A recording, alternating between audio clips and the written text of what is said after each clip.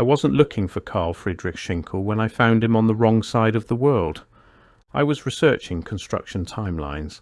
Specifically, I was trying to trace what architectural historians call the neoclassical revival, the supposedly spontaneous global flowering of Greek and Roman architectural forms that swept from Europe to the Americas to Australia to India in the span of roughly 40 years. The official story is clean and comfortable. European architects train students, students emigrate, drawings circulate, influence spreads, progress, diffusion, the natural transmission of ideas through an increasingly connected world. That story held until I found the notebooks. Not the published drawings, not the widely circulated lithographs that supposedly carried Schinkel's influence to the far corners of the earth. The private notebooks, the ones that weren't translated, weren't published, weren't available outside a restricted archive in Berlin until the early 1890s. The ones that contained specific design details, proportion ratios, column spacing formulas, a particular treatment of the entablature between a colonnade and a roofline that do not appear in any of his publicly circulated work. And those specific details appear on buildings that were supposedly completed before the notebooks were published, on multiple continents, by architects who had no documented access to those notebooks, and in several cases no documented awareness of Schinkel at all. Once you see it, you cannot unfocus your eyes. Let me tell you precisely what we're officially told about Karl Friedrich Schinkel. He was born in Neurupp in Prussia in 1781. He died in Berlin in 1841, 60 years old, having spent virtually his entire professional life within a few hundred miles of where he was born. By any reasonable measure, he was among the greatest architects of the 19th century. The Altes Museum in Berlin, the Neue Wache, the Schauspielhaus on the Gendarmenmarkt. These are buildings of genuine, documented, verifiable genius, precisely proportioned, monumental without being oppressive, possessed of a gravity that modern construction seems constitutionally incapable of replicating. You can walk through them today. You can measure them. You can read his original drawings and trace the relationship between what he planned and what was built. He travelled twice outside Prussia, to Italy in 1803, studying ancient Roman construction with an obsessiveness that became the architectural foundation of everything he built afterward. And once, in 1826, to England and France, where he documented English industrial architecture and expressed in surviving letters a profound ambivalence about what industrialization was doing to the quality of construction. Those letters are real. You can read them. That's it. 2 trips, both entirely within Europe. He never crossed an ocean. He never set foot in the Americas, in Australia, in India, in Africa, in East Asia. He died having seen, by his own correspondence and by every surviving record of his movements, a remarkably small portion of the world for a man whose name would later appear in architectural histories on every inhabited continent on Earth. 1 man, 6 continents, he never left Europe.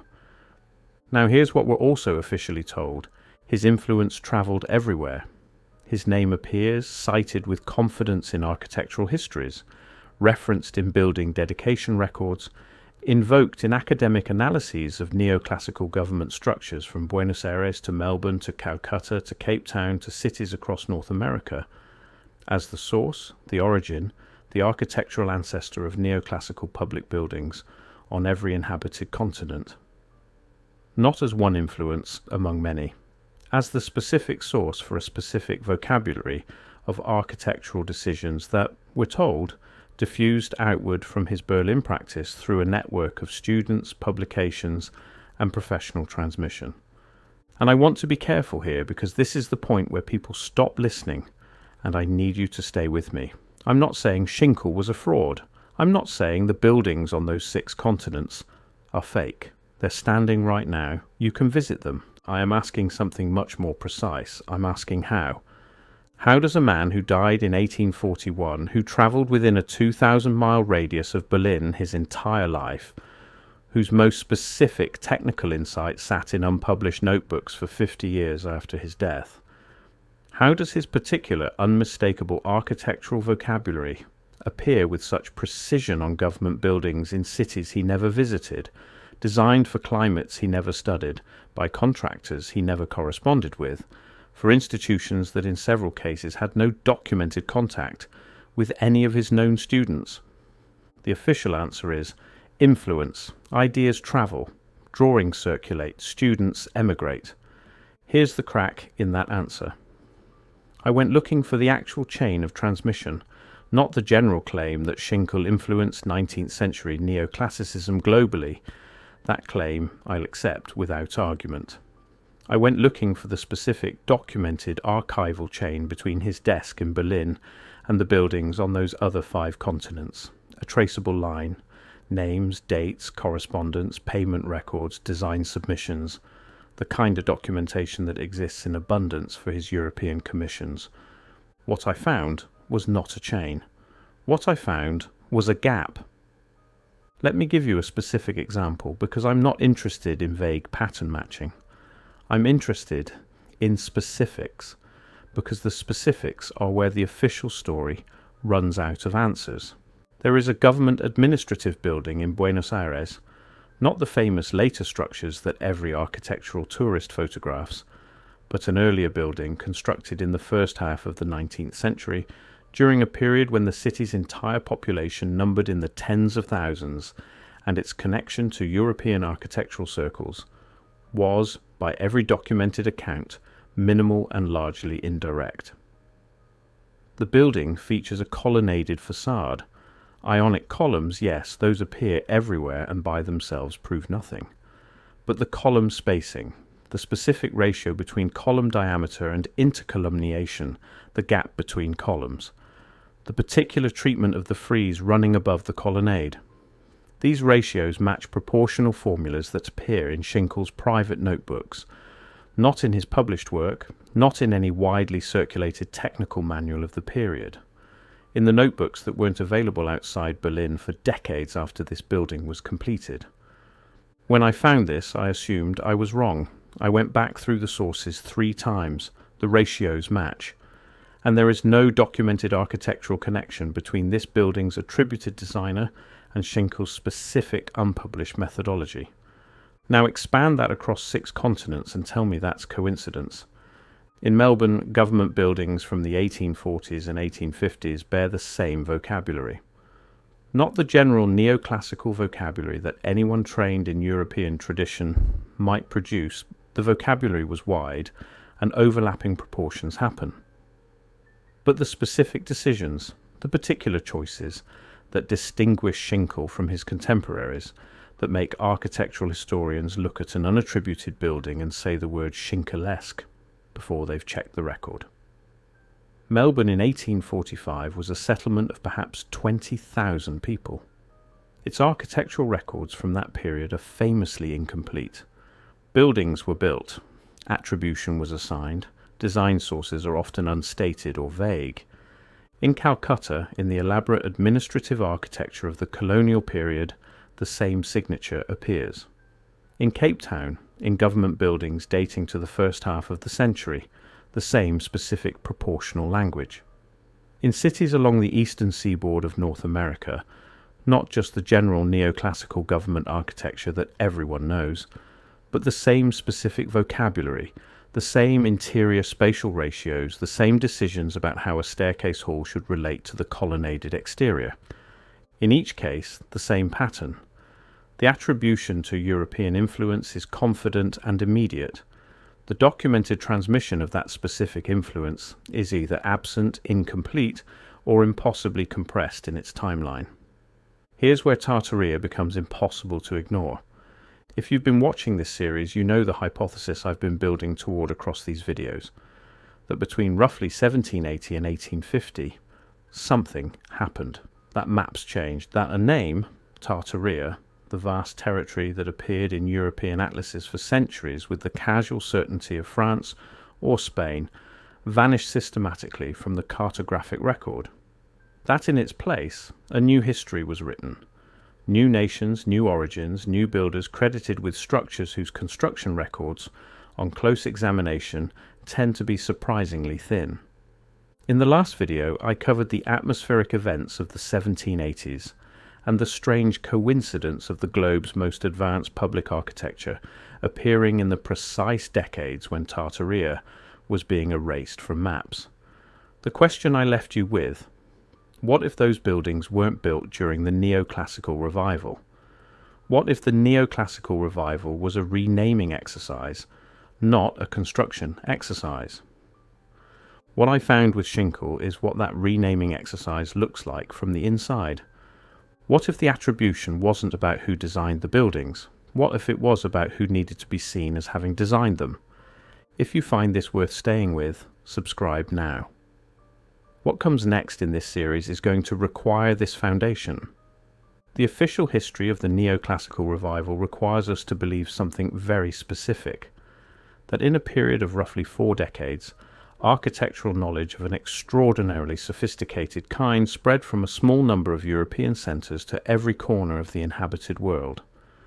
That this knowledge arrived in each location just in time to produce structures of a quality and scale that those locations had no prior documented history of achieving. That the workforce existed, that the materials were sourced locally or shipped in quantities that would have been logistical enormities at the time, that the technical knowledge was in place, that the funding was assembled, and that all of this happened during a period of profound political instability, mass migration, and in many cases, active colonial disruption, and that we have almost no photographs of any of it actually happening. I want you to think carefully about that last point. Photography was invented in 1839. Schinkel died in 1841. By the 1840s and early 1850s, photographers across Europe were documenting construction with genuine enthusiasm. There are photographs of buildings going up, of scaffolding, of stone being cut, of workers arranging themselves proudly on partially completed structures. The visual record of large-scale construction in mid-19th century Europe is real and substantial. The visual record of construction for these same period buildings on the other 5 continents is close to non-existent. Completed structures exist in photographic documentation. Photographs of finished buildings, dedication ceremonies, officials posing on new steps. But the process, the scaffolding, the workforce, the stone arriving and being cut and placed, almost nothing. Buildings that supposedly took years to construct and thousands of workers to complete, documented only at their opening. But absence of photographs alone proves nothing. Photography was rare and expensive. Colonial outposts didn't have standing photographers on payroll. Here's what does prove something: the construction records themselves. For the great neoclassical public buildings of mid-19th century Europe, we have records, detailed records, correspondence between architects and government patrons, payment ledgers, material supply chains, labour rosters, disputes over cost overruns. The paper trail of large-scale institutional construction is real, is substantial, is the kind of documentation that historians rely on without reservation. For the buildings on the other 5 continents, the ones bearing Schinkel's specific signature, the ones cited confidently in architectural histories as products of European influence, the records have a different character, not just thinner, different in kind. They tend to document the decision to build, the appointment of an overseer, and then the completed structure. The middle, the years of active construction, the hiring, the material sourcing, the design revisions, the inevitable complications, is quiet in a way that European records of identical ambition are not. This is not one missing archive. It is a global pattern of missing records, all with the same shape, all from the same period, all pointing at the same 4 decades between 1810 and 1850. And here is what no one in the mainstream discussion of Schinkel's legacy wants to address directly. His specific proportion formulas appear on buildings that were completed before his unpublished notebooks were accessible. The chain of transmission doesn't exist in the way it should. The construction records have the shape of documentation produced after the fact rather than alongside it. And the buildings themselves, the stone, the columns, the entablature, the spatial organization inside, carry a quality of precision that should require documentation, and in too many cases produces none. Why does Schinkel's name appear in the architectural histories of cities he never visited and never corresponded with? Why are the specific details of his private notebooks visible in buildings constructed before those notebooks could have been transmitted? Why do the construction records for these structures thin out in precisely the decades when Tartaria disappears from the cartographic record? Why does the visual documentation of active construction, which exists in abundance for European buildings of exactly the same period and ambition, go nearly silent for the buildings on the other 5 continents? Why do the official architectural histories of these buildings uniformly converge on the same explanation? European influence, neoclassical revival, the natural spread of idea, without ever addressing the specific implausibility of the timeline or the specific absence of the transmission record? Why, when you ask an architectural historian directly about Schinkel's influence on buildings in cities he could never have directly engaged with, do you receive the answer "influence spreads," as if that phrase is a complete explanation rather than the opening of a question? And why does every institutional answer to this line of inquiry feel specifically designed to close the investigation rather than conduct it? I can't prove what I'm about to say. Not definitively. The evidence is circumstantial, fragmented, and in many cases exists only as absence, the absence of records, of correspondence, of photographic process documentation, of the connective tissue that should hold a story of transmission together. But I can say what the evidence looks like. It looks like attribution. It looks like the assignment of a familiar European name to buildings that needed an origin story, buildings that were standing, or substantially standing, and needed to be explained in terms of the history being written around them, not the history that had produced them. The new history, the one being assembled in the decades after 1810, after the maps changed, after Tartaria went quiet, after the inheritance period began in earnest. Schinkel was a genius. The buildings he actually designed, the ones we can trace from sketch to construction to completion, deserve every word of praise they've received. But genius does not travel like this. His specific unpublished formulas do not appear on the wrong side of the world through the general diffusion of ideas. That's not how technical knowledge moves. Technical knowledge moves through people, through direct transmission, through apprenticeship and correspondence, and the physical handoff of documented methodology. That chain does not exist for these buildings. And the absence is too consistent, too global, too precisely shaped to be accidental. The buildings remember the civilization that built them. The stone carries the proportions. The columns carry the spacing. The spatial organization of the interior carries the logic. All of it is measurable, standing, verifiable. What is not standing, what is not verifiable, what requires explanation rather than measurement, is the story we've been told about where that knowledge came from. I started this investigation trying to trace an influence. What I found was the outline of something that doesn't behave like influence at all. Influence leaves a trail. Students, letters, published drawings, professional lineages. What this leaves is a signature in stone and silence everywhere the documentation should be. 1 man, 6 continents. He never left Europe. Leave a comment. Tell me which building in your city doesn't fit. The doorway that's too tall, the staircase that doesn't accommodate a normal stride, the facade that carries a grammar no one around it can read or explain. This investigation is built from exactly that. The evidence is standing in plain sight, in cities on 6 continents, waiting for someone to look at it, without accepting the explanation that was attached to it afterward.